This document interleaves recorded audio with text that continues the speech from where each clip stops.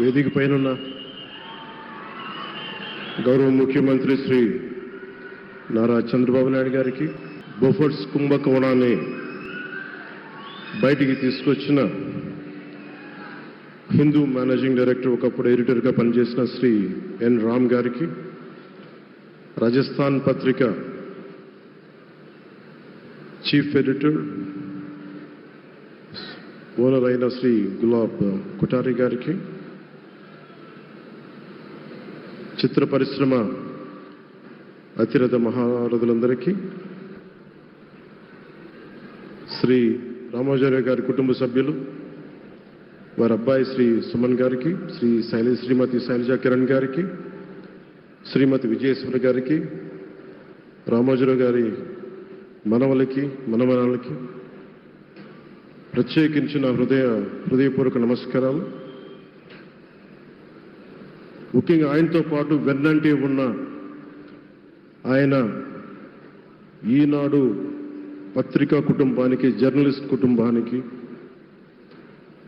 వారందరికీ కూడా నా ప్రత్యేక హృదయపూర్వక నమస్కారం. రామోజీరావు గారి గురించి అందరూ చెప్పిన దానికంటే కూడా నాకు నా పర్స్పెక్టివ్లో, నా అనుభవంలో నేను చూసిన రామోజీరావు గారిని మీ కొద్ది సంఘటనలు పంచుకుంటాను. రామోజీరావు గారు నాకు సినిమాలు ఉన్నా కానీ నాకు పరిచయం లేదు. ముందు ఆయన స్టూడియోస్లో చేసినా కానీ ఫస్ట్ టైం పాలిటిక్స్కి ఎంటర్ అయిన తర్వాత 2008లో ఆ సమయంలో ఆయన కలవటం జరిగింది. ఆయన మాట్లాడిన విధానం చాలా నిక్కచ్చిగా, ప్రజల పక్షపాతాన్ని.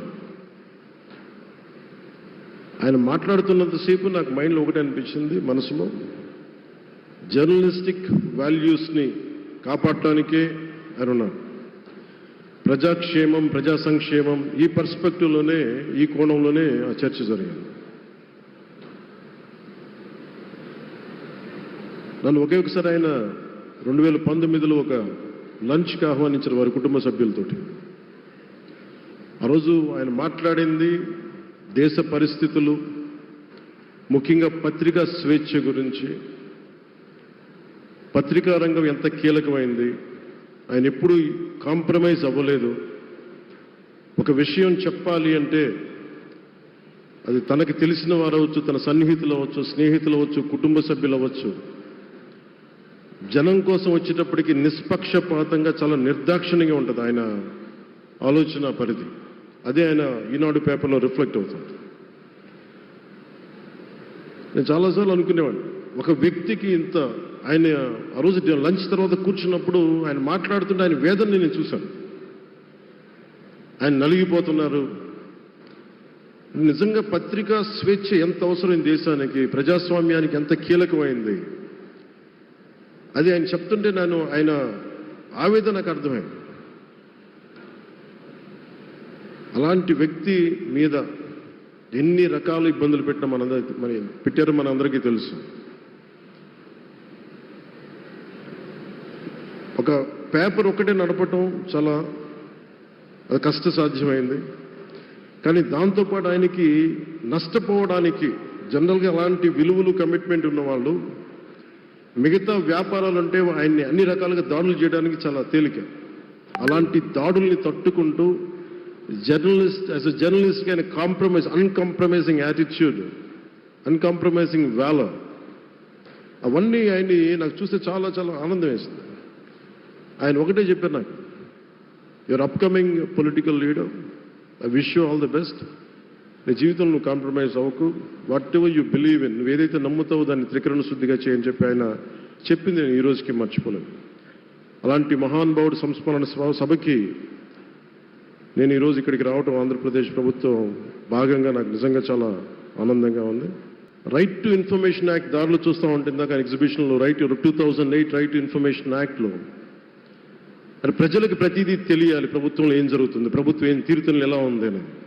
దానికోసం ఆయన అందరినీ కలిపి ఆంధ్రప్రదేశ్లో, ప్రత్యేకించి ఉమ్మడి ఆంధ్రప్రదేశ్లో ఆయన ఒక ఉద్యమకర్తగా కూడా వ్యవహరించారు. ఒక ఆర్టీఐ లాంటి థాట్ ప్రాసెస్ ఉండాలి అంటే ఒకటే ఉంటుంది, ఇది ఏమి జరిగినా ప్రజలకి తెలియాలి. ప్రభుత్వంలో ఉన్న రాజకీయ వ్యవస్థ ఏమి చేసినా ప్రజలకి తెలియాలి, వారికి అండగా ఉండాలని చెప్పి ఆయన చేసిన ఈ యజ్ఞం చాలా జటిలమైంది, చాలా కష్టమైంది. పత్రికా రంగంలో విస్తరించిందే కాకుండా సినిమా నిర్మాణ రంగంలో కానీ, స్టూడియోస్ కానీ, హోటలియర్గా కానీ ఇవన్నీ చాలా చేసి ఉండొచ్చు. కానీ ఆయన క్రక్స్ ఆఫ్ రామోజీరావు గారిది మోస్ట్ ఇన్స్పిరేషనల్ జర్నలిస్ట్. ఇందాక కొల్లూరు పార్థసారథి గారు చెప్పిన, ఇందాక అమరావతి నుంచి నాయ ఎమ్మెల్యే గారు మాట్లాడినా కానీ, పార్థసారథి గారు చెప్పినా కానీ ఆయనకి ఖచ్చితంగా ఒక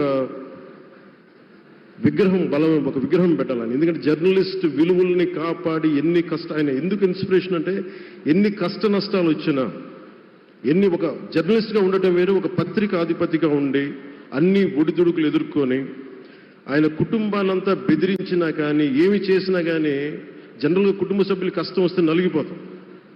కానీ అది కూడా దాటుకొని నేను నా జర్నలిస్ట్ వాల్యూస్ నేను కాంప్రమైజ్ అవును, ఏదైతే జరగనని చెప్పి ఆయన కూర్చోబెట్టి at the cost of his family members also he went head and uphold the journalistic values.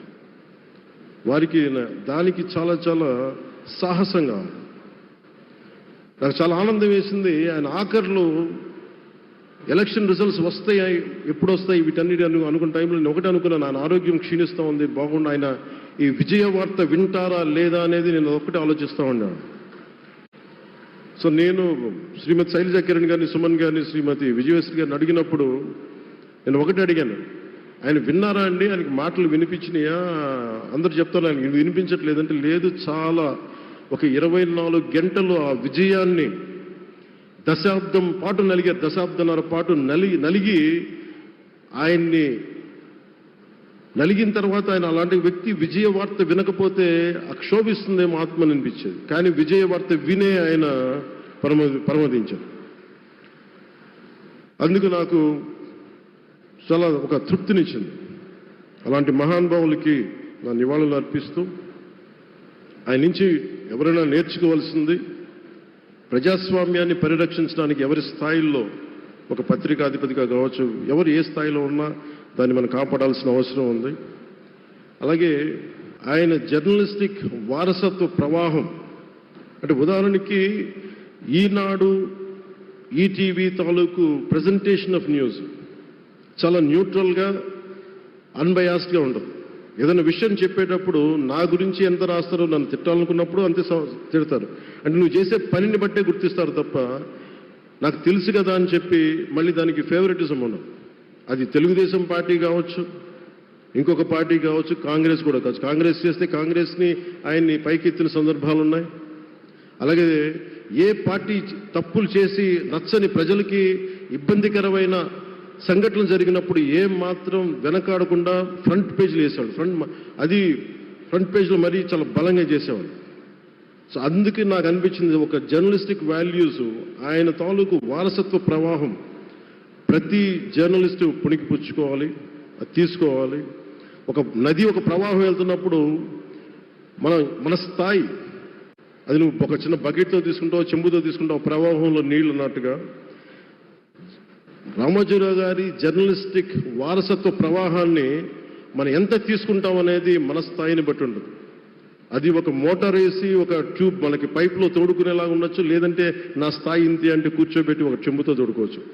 అలాంటి అపరిమితమైన ప్రవాహం, ఆగని ప్రవాహం, ఉధృతమైన రామోజీరావు గారి జర్నలిస్ట్ వారసత్వ ప్రవాహం ఈ రాష్ట్ర ప్రజలందరూ కూడా, తెలుగు ప్రజలందరూ కూడా దాని నుంచి మనకి ఒక స్ఫూర్తిని తీసుకోవాలని మనస్ఫూర్తిగా కోరుకుంటూ, నాకు అవకాశాన్ని ఇచ్చిన నా సహచర మంత్రివర్యులందరికీ, ఇక్కడికి వచ్చిన ప్రత్యేక ఆహ్వానితులుగా వచ్చిన జర్నలిస్ట్ పెద్దలందరికీ, పత్రికా ప్రతినిధులందరికీ, ఇక్కడికి వచ్చిన అతిథులందరికీ, విశిష్ట అతిథులందరికీ ప్రత్యేకమైన ధన్యవాదాలు తెలియజేసుకుంటూ, కృతజ్ఞతలు తెలియజేసుకుంటూ సెలవు తీసుకున్నాను. జై హింద్.